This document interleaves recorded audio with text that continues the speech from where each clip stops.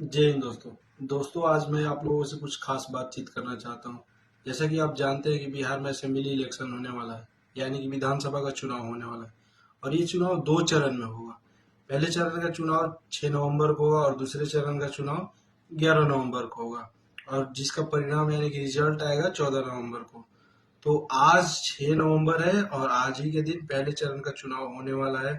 तो मैं अपने सारे बिहारी भाइयों से अनुरोध करूंगा कि जिनका भी वोटर लिस्ट में नाम है, जिनका वोटर आईडी कार्ड है, वो जा करके वोट जरूर करें।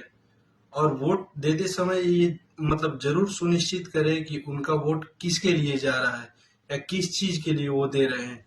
हम लोग अक्सर क्या करते हैं कि हम मुख्यमंत्री का चेहरा देखकर या प्रधानमंत्री का चेहरा देख करके चुनाव में वोट करते हैं, जबकि हमें ये नहीं करना है।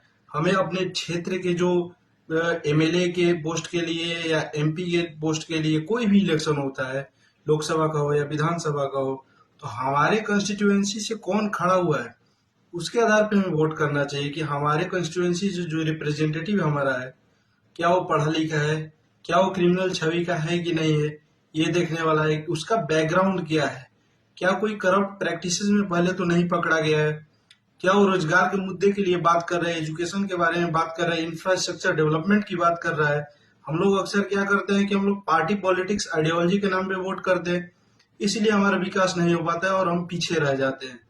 हम देखते हैं कि कहीं भी हम जाते हैं, बिहार के लोग कहीं भी जाते हैं काम करने के लिए, तो हमें तिरस्कार भावना से देखा जाता है, क्योंकि हमने ऐसा स्थिति कर रखा है। हम अपने नेताओं को चुनते हैं आइडियोलॉजी के नाम पे, रिलीजन के नाम पे, कास्ट के नाम पे। हम कभी उनको एजुकेशन के नाम पे वोट करते ही नहीं, इंफ्रास्ट्रक्चर डेवलपमेंट के लिए करते ही नहीं, एम्प्लॉयमेंट के लिए करते ही नहीं। आए दिन कोई गवर्नमेंट जॉब के लिए पेपर भी देते हैं तो पेपर लीक हो जाता है।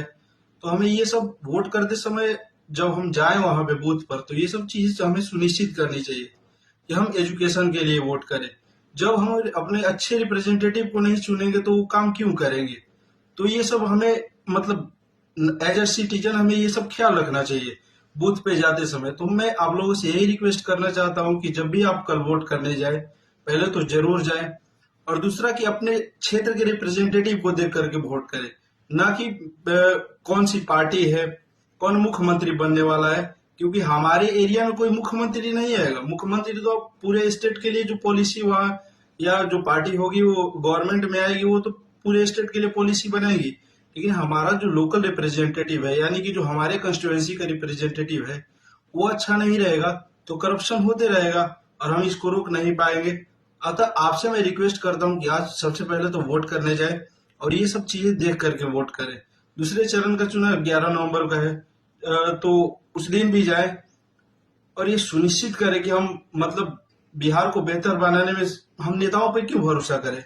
हम पहले अपने आप को तो रिस्पॉन्सिबल बनाएंगे, हम अपने आप को जिम्मेदार बनाएंगे, तब तो जा करके हम ये सुनिश्चित कर पाएंगे कि हाँ एक बेहतर समाज की कल्पना कर सकते हैं। हम सिर्फ नेताओं से एक्सपेक्ट करें और हम जाति के नाम पे, धर्म के नाम पे वोट करते रहे, हम विचारधारा के नाम पे वोट करते रहे।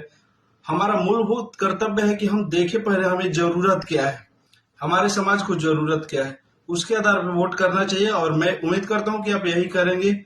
सब लोग वोट करने जाएं और ये सुनिश्चित करें कि अच्छे रिप्रेजेंटेटिव को वो इलेक्ट करें। इसी के लिए मैं आपसे ये रिक्वेस्ट करना चाहता हूं कि दोनों दिन, जैसे आज पहले चरण का इलेक्शन हो रहा है या 11 नवंबर को दूसरे चरण का इलेक्शन हो, दोनों दिन जिनका भी मतलब जिस डेट को है वो जाए और अपने अच्छे रिप्रेजेंटेटिव को चुने जो कि बेहतर समाज को बनाने में अपना सहयोग दें, खुद भी सहयोग दें, और रिप्रेजेंटेटिव अच्छा आएगा तभी हमारा समाज का कल्याण हो पाएगा। तो मैं इतना ही आपसे कहना चाहता हूं। तो आप वोट करने आज अवश्य जाए और वोट देते समय, क्योंकि हमारा लोकतंत्र में सबसे बड़ा अधिकार होता है वोट का अधिकार।